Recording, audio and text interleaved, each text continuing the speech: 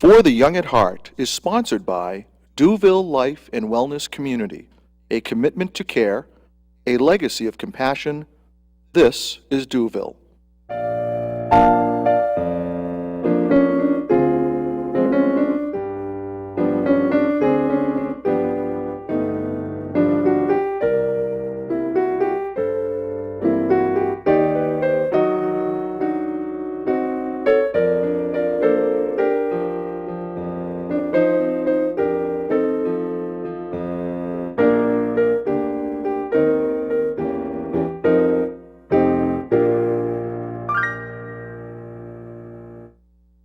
Hello, welcome to For the Young at Heart. I'm Lucille Jerome, and on today's program we're going to be talking about downsizing. Now we're not talking about downsizing at work.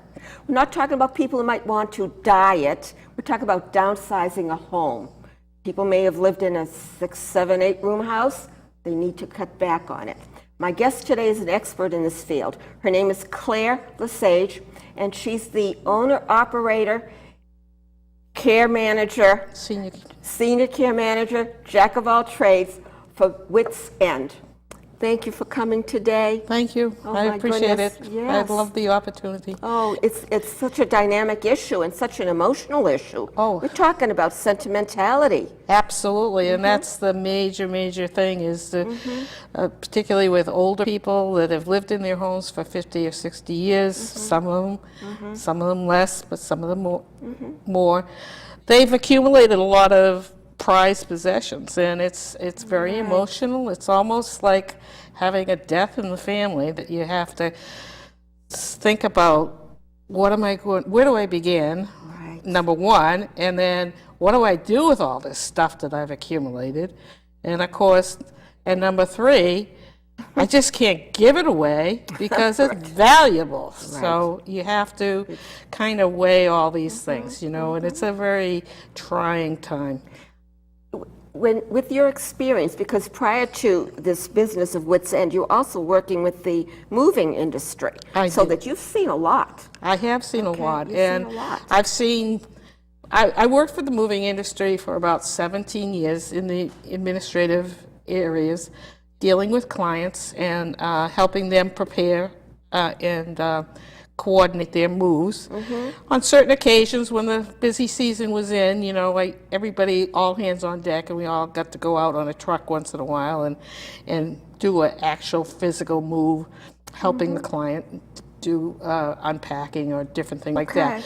But it's a very stressful time in people's lives, and everybody wants it to go very smoothly and things like that. But what I've seen is that when you're not prepared and organized and keeping to, you know, a timeline of, you know, when you need to get out of your home, and you know, they kind of just wait till the day before to think that they could pack everything up overnight, and that's just not going to happen.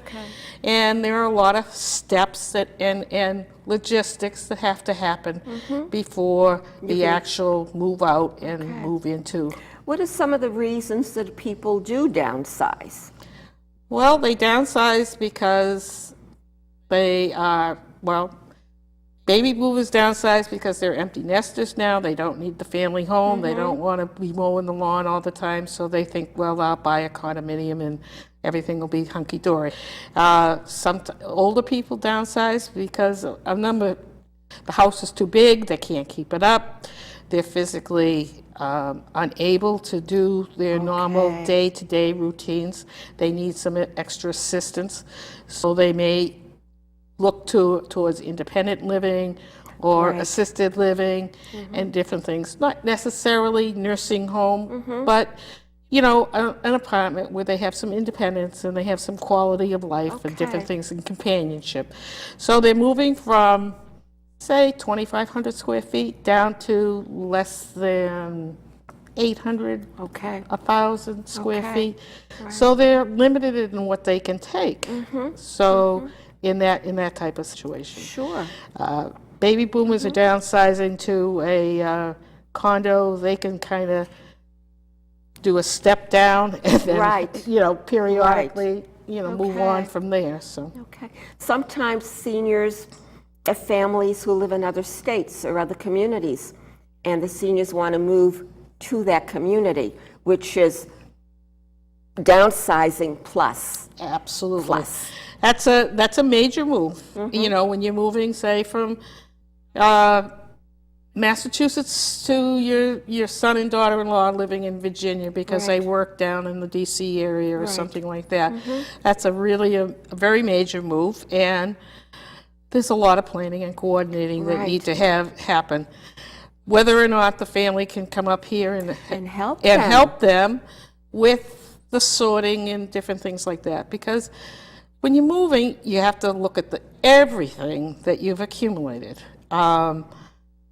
Everything encompasses a lot. Everything, attics, garages, basements, and we tuck away a lot of stuff over the years because it's a just in case situation. Just in case I need it.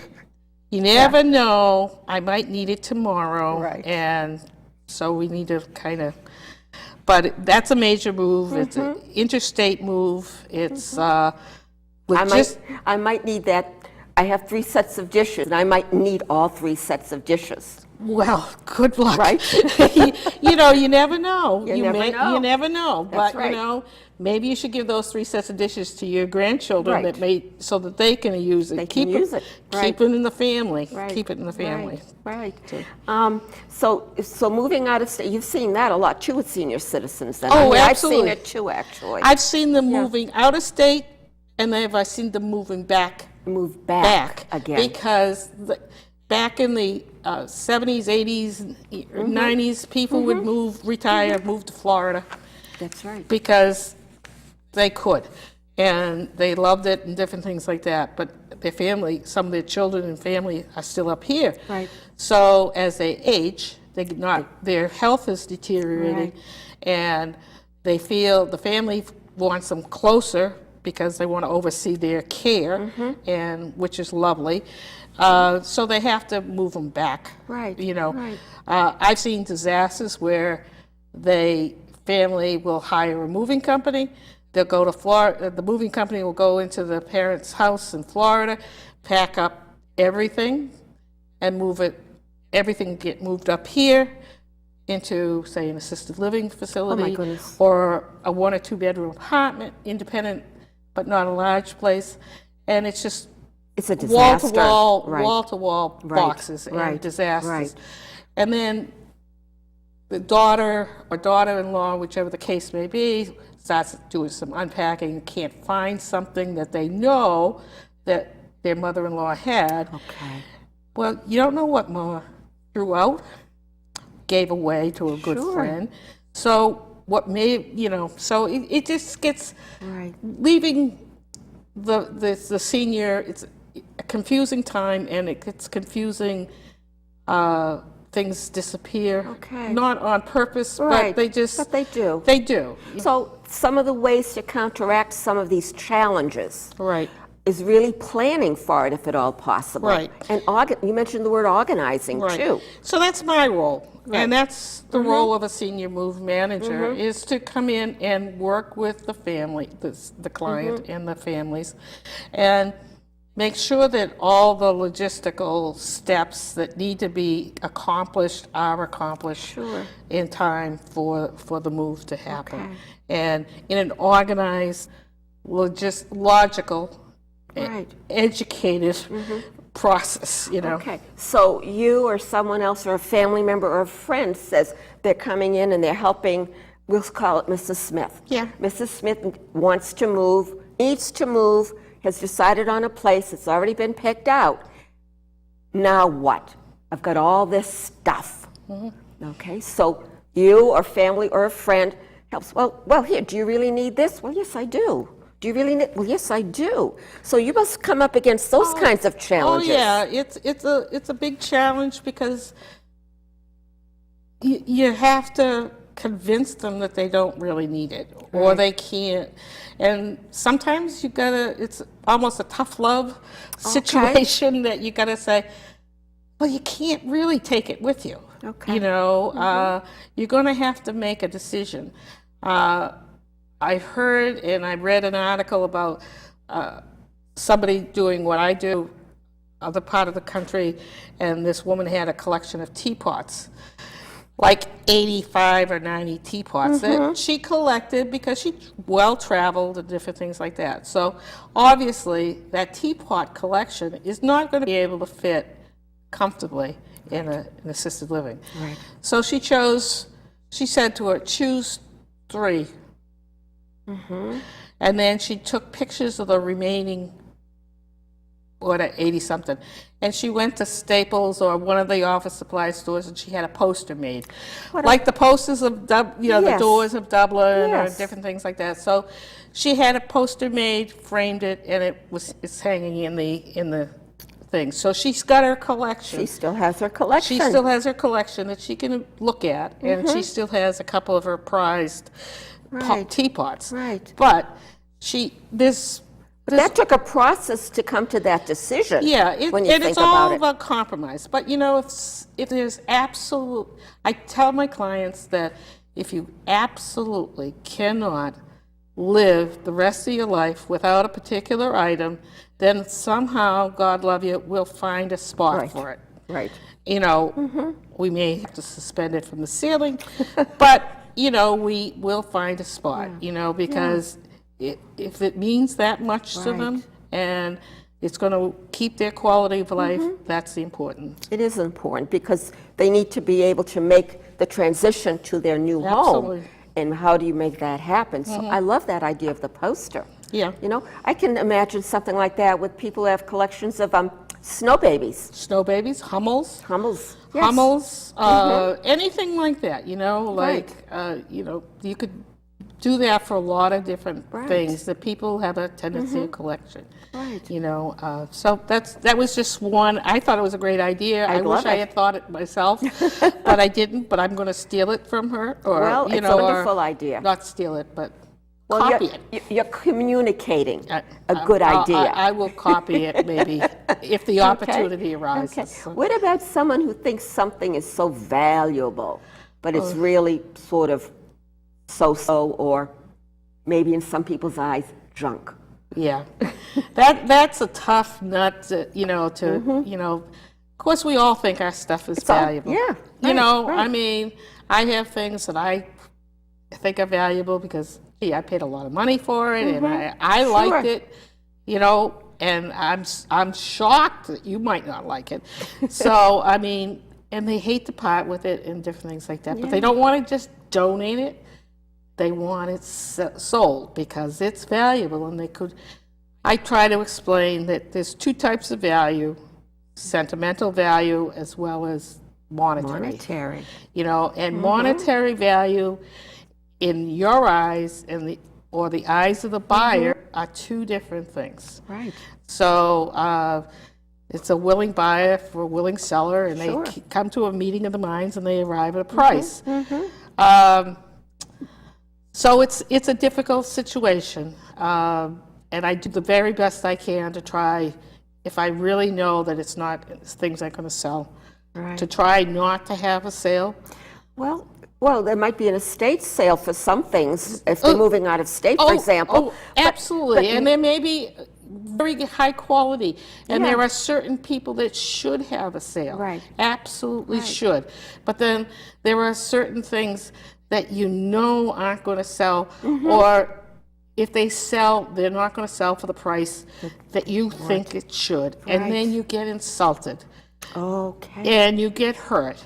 And there's a reason why real estate people tell you not to stay in your home when you're having an open house, because people walk around and they'll say, "Oh my God, did you see the paint that she's got in that bathroom? It's horrible," And the same thing happens when you have people come in and you're looking at your personal items and you're saying, "Who would ever buy something like that?" Right. People get insulted. It's really emotional. The whole thing is emotional from beginning to end. I did a sale early on in this business, and it was like I was selling a whole house full of stuff, and there was a baby grand piano, and the family was very musically inclined, and it had sentimental value for the owner of the piano and the owner of the home.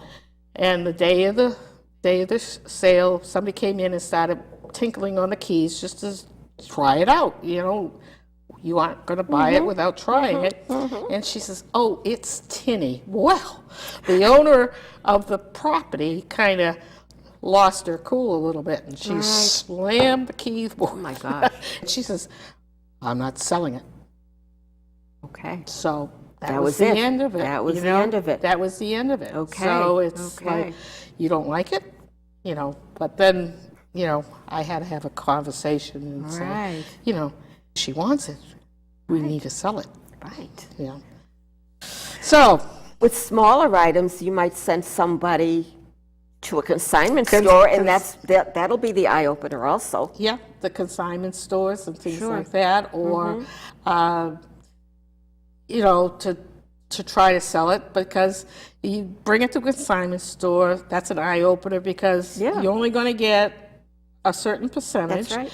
And it's only going to be on sale for a certain period of time. That's right. It's either 90 or 120 days, depending on the terms. Yeah. And then you're kind of, what do we do? Right. Do we go pick it up? I don't have any more room. And so then the store owned it, and you don't get anything. And you don't get anything. So Right. do you want to just give it to the store owner and then they make any money? Or do you just donate it to charity? So donate it. So I try to encourage people to donate as much as they can. Sure. Take the tax deduction, it's well worth it. And people always can use things, you know, and even if you donate to Salvation Army and they sell it in their store, they're making money for their charity work. Right. And it's helping them. Someone can use it. Somebody can use Someone it. can And use it. then, you know, if it's a charity that helps homeless or battered women that get a restart, you know, they need furniture, then donate a bed frame. They won't Yeah. take mattresses per Right, se, but right. you know, donate the bed, Sure. donate a chest of drawers. Somebody is going to get Right. you know, use out of Right. that. Right. So it's a hard thing to get. Not all the moves are happy like this one. Well, that's the ideal. This is the ideal. This is the ideal situation, that everybody is smiling at the end of the day Yeah, and different yeah. things like that. Yeah. So at the end of the day, my goal is to be able to, if Count the smiling faces. absolutely, absolutely. And Sure. if I get a hug, that's good too. But, you know, we move in. If it's a local move, I follow the truck, make sure everything gets off the truck. We set up the apartment or wherever they're going. But sometimes people don't move. And sometimes they don't move. Sometimes people don't move. They just need to get decluttered.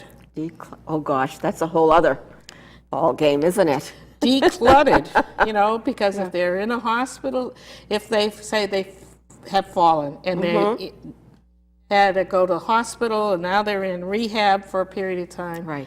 Before they can come home from rehab to their home, they do a home evaluation Right. to see whether or not your home is Safe. safe. That's, yeah.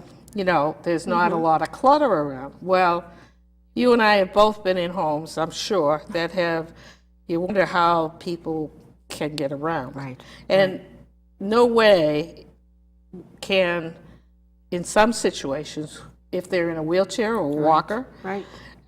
with all the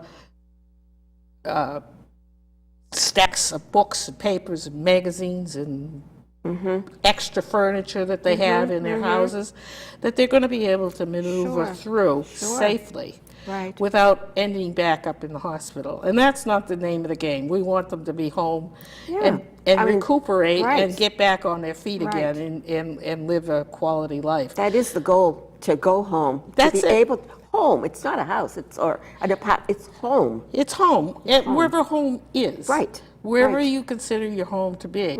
So even if it's in an apartment in assisted living, Right. if it's cluttered, you know, management's going to be on you. That's true. To get them decluttered too, Right, because right. they tend to accumulate stuff. So where would someone start? I mean, we want to start somewhere. So sorting, like boxes, I remember labeling things. labeling You know, and- having a box to keep, So to donate, to Yes. give away to family and/or donations Or to trash. charity, or trash. trash, Trash. trash. Yeah, start in the attic or the Right, basement. right. But start in a Start. room and start early enough so that you're not under the gun. Right. Okay? Don't wait till your house is going to be going on the market, because you're going to be under the gun, because your real estate person is going to be after you. I got to list it. Right. The market's going to go away. You got to list it. So start preparing.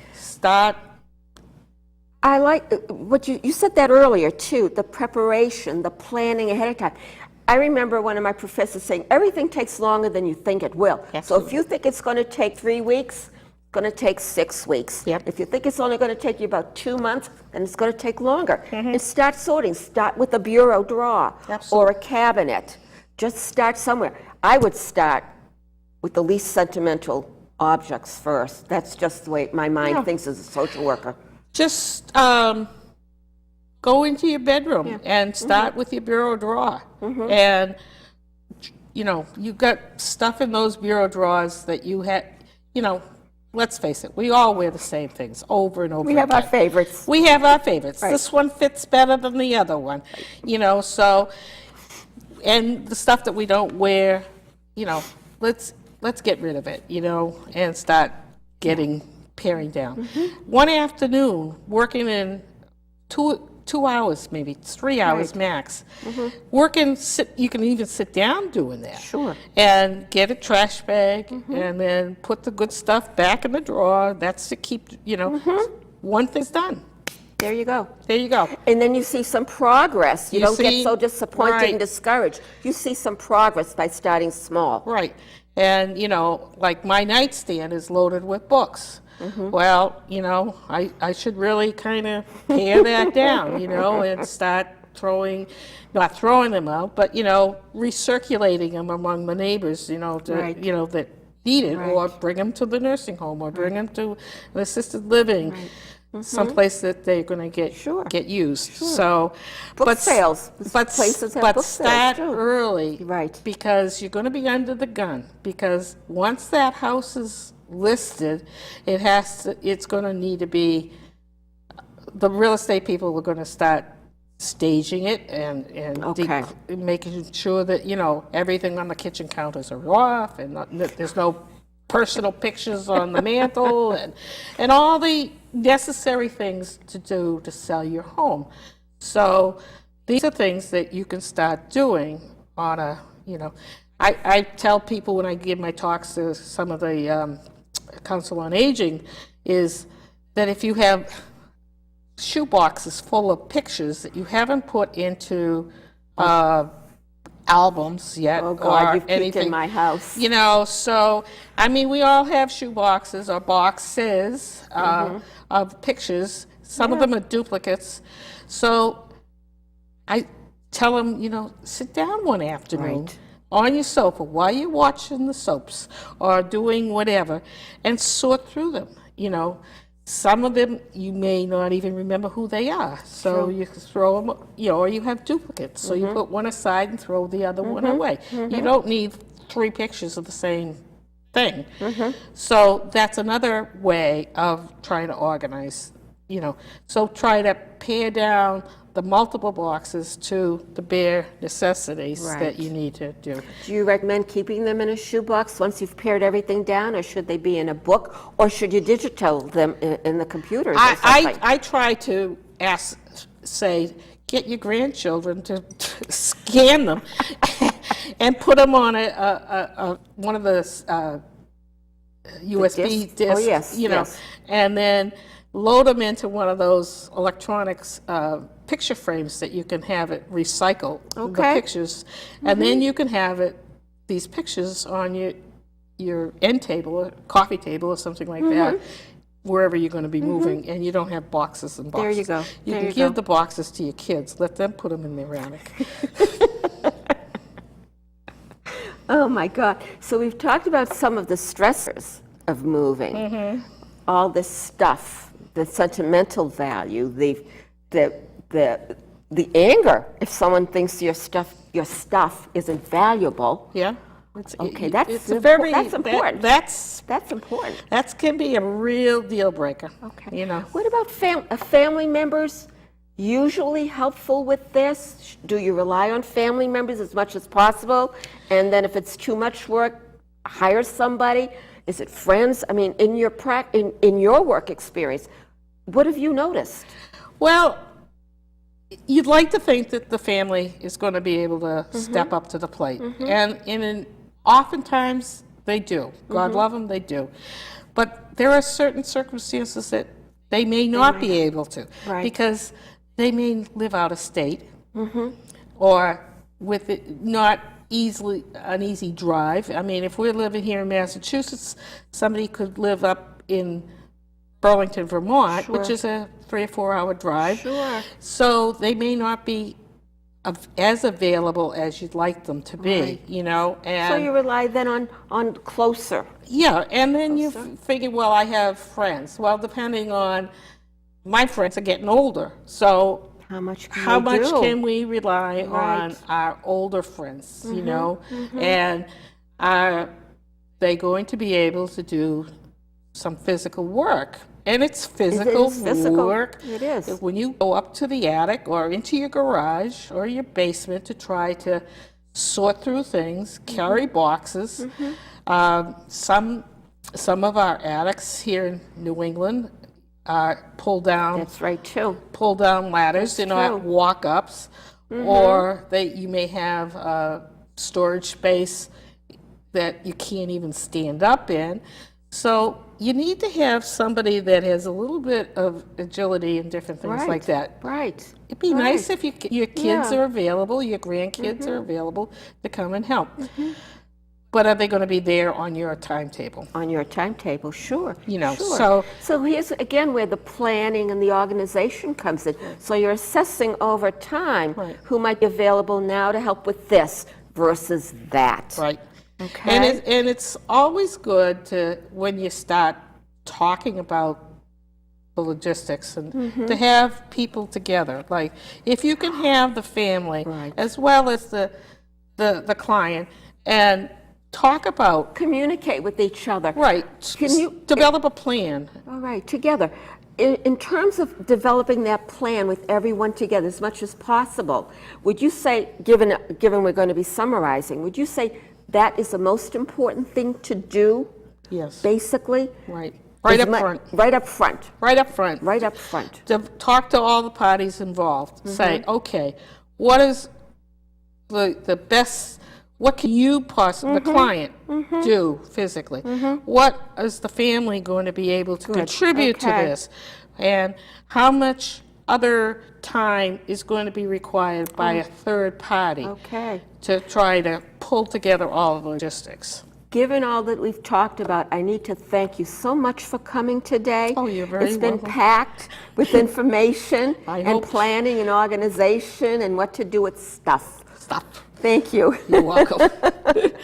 Thank you. Oh, gosh.